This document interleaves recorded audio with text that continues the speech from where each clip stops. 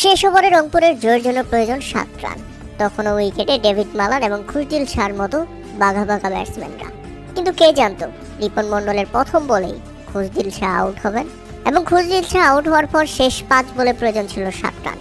এমন সময় উইকেটে এসেই বাউন্ডারি হাঁকান নুরুল হাসান সোহান। তাতে শেষ 3 বলে প্রয়োজন ছিল 3 এবং এরপর বাউন্ডারি তো হয়েই গিয়েছিল, তবে সেটা দুর্ভাগ্যজনকভাবে আটকে দিয়েছে রাজশাহীর ফিল্ডাররা। পা দিয়ে বল আটকিয়ে দিলে 2 রান চলে আসলে শেষ 2 বলে প্রয়োজন ছিল 1 রান। এমন সময় আবারও নাটক। কে জানতো ওই বলেই আউট হবেন নুরুল হাসান সোহান। সোহান ফিরলে শেষ 1 বলে প্রয়োজন 1 রান। উইকেটে এসেছেন মাহমুদুল্লাহ রিয়াদ। কিন্তু অভিজ্ঞ এই ফিনিশার দলকে কি ফিনিশ করতে পারবেন? হতাশ সবাই। পারলেন না মাহমুদুল্লাহ রিয়াদ। 1 বলে 1 রান নিতে পারলেন না, তাই তো ম্যাচটা গড়ালো সুপার ওভারে। অবিশ্বাস্য, অভাবনীয়। বিপিএল ইতিহাসের এটাই টানা 3য়বার সুপার ওভারের ঘটনা দেখলো বাংলাদেশের ক্রিকেট প্রেমীরা। ডেভিড মালান হতাশ ছিলেন, কেননা তিনি নন স্ট্রাইক প্রান্তে থেকে স্ট্রাইক প্রান্ত বরাবর যেতেই পারেনি। তার আগেই ম্যাচ সুপার ওভার পর্যন্ত চলে গেছে। এরপর সুপার ওভারে কোনোভাবেই সুবিধা করতে পারেনি রংপুর রাইডার্সের ব্যাটসম্যানরা। দারুণ বোলিং করেছেন সুপার ওভারে রিপন মণ্ডল।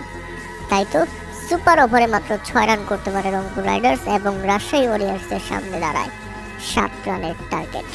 আর যেভাবে ব্যাটিং করতে নেমে দুর্দান্ত তানজিদ হাসান তামিম, মুস্তাফিজুর রহমানের প্রথম বলে একটি বাউন্ডারি, এরপর 2 রান। দারুণভাবে সুপার ওভার জিতে নিল রাজশাহী ওয়ারিয়র্স। একবার চিন্তা করেন কার ম্যাচ জিতে নিল কে। রংপুর রাইডার্সের জন্য সত্যি দুঃখজনক ব্যাপার। নাজমুল হোসেন শান্ত দুঃখ একটাই, কারণ নাজমুল হোসেন শান্ত এবং শিহাবজাদা ফারহান যেভাবে শুরুটা করেছিল তাতে মনে হচ্ছিল 200 টপকে যাবে রাজশাহী ওয়ারিয়র্সের রান। কিন্তু না, দুর্ভাগ্যজনকভাবে নাজমুল হোসেন শান্ত রান আউট হওয়ার পর সাথে সাথেই ফিরতে হয়েছে শিহাবজাদা ফারহানকে। তবে পরে যে ব্যাটসম্যানগুলো এসেছে মুশফিকুর রহিম, মোহাম্মদ নেওয়াজ, ইয়াসির আলী, কেউই সুবিধা করতে পারেনি।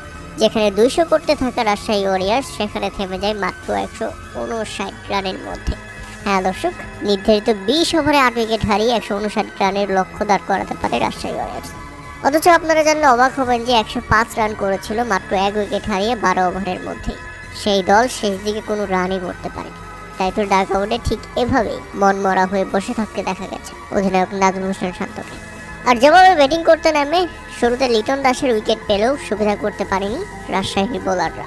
এরপর দারুণ জুটি করে ডেভিড মালান এবং তাওহিদ হৃদয়, এই 2 ব্যাটসম্যান স্ট্রাইক রোটেট করে খেলছিলেন এবং দলকে জয়ের দ্বার প্রান্তে পৌঁছে দিয়ে গেছেন। বিশেষ করে তাওহিদ হৃদয় 50 তোলার পর যখন একদম বলে বলে রান প্রয়োজন, 29 বলে প্রয়োজন ছিল 38 রান, এমন সময় আউট হন। তার আগে খেলেছেন 39 বলে 53 রানের দারুণ এক ইনিংস। এরপর দারুণ 50 তুলেলেন ডেভিড মালান। তবে শেষ পর্যন্ত দলকে ফিনিশ করতে পারেনি রংপুর রাইডার্স। ব্যর্থ হয়েছে, ম্যাচটা গড়িয়েছে সুপার ওভারে।